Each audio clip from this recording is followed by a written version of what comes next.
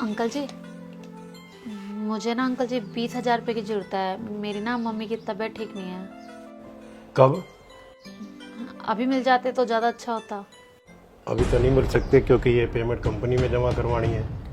देख लो अंकल जी, हो जाए तो। मेरी मम्मी की तबीयत ना बहुत ज़्यादा ख़राब है। एक दो दिन में कर दूंगा। चलो ठीक है अंकल। अभी कंपनी में देने हैं। ठीक है।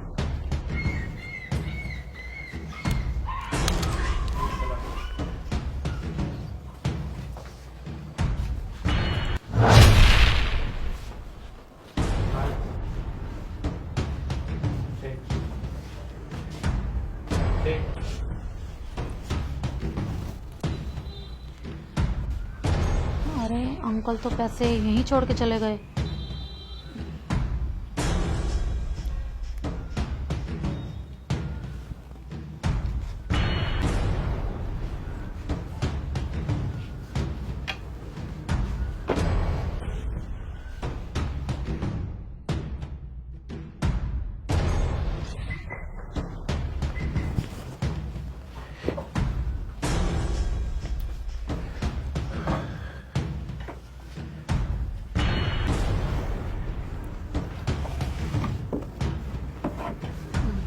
अंकल जी, आप इतनी जल्दी आ गए पेमेंट करके? अरे क्या जल्दी आ गए। आज तो सुबह पेमेंट थी, पेमेंट ही कहीं गिर गई।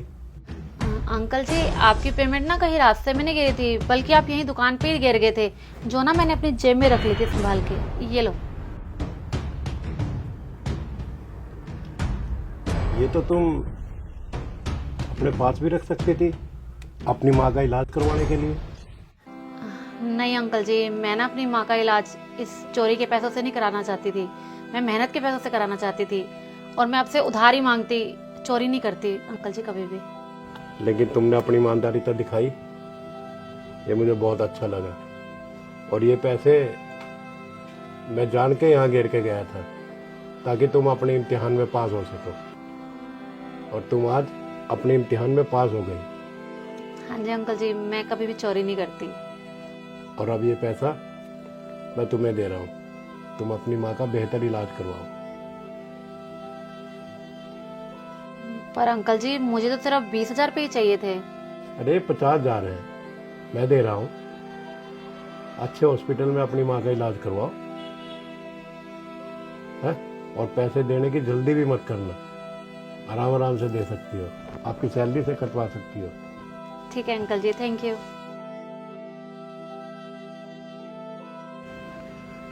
पापा, आपने उसको इतने सारे पैसे क्यों दिए जब वो मना कर रही थी कि उसको सिर्फ 20,000 रुपये की जरूरत है, और आपने उसको 50,000 रुपये दे दिए? बेटा तुम नहीं समझोगे। हमने अपने मुलाजिमों का एक टेस्ट लिया है।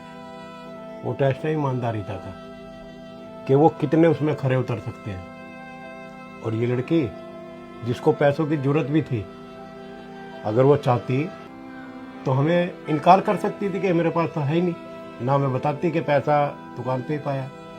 उसने अपनी ईमानदारी तो दिखाई ना। आज ईमानदार कर्मचारी कहीं नहीं मिलता। और बेटा, ये तो हमारा सौभाग्य है कि इतने ईमानदार कर्मचारी हमें मिल रहे हैं, और फिर हम पैसा देने में सक्षम हैं। हमें उसकी मदद करनी चाहिए। क्यों? वो हमारे मुलाजिम है। किससे मांगेंगे वो? हमसे। उनकी आखिरी आस कौन है? हम। बेटे, मैंने भी मजदूरी बहुत की है, अपनी ईमानदारी के दम पर आज मैं यहाँ का मालिक हूँ।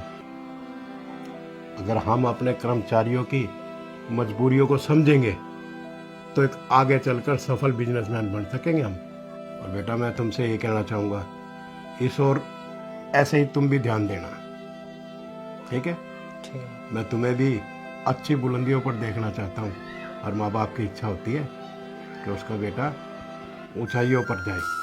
शाबाश बेटा। जी पापा। वाह गुंजन, बहुत बढ़िया बेटा।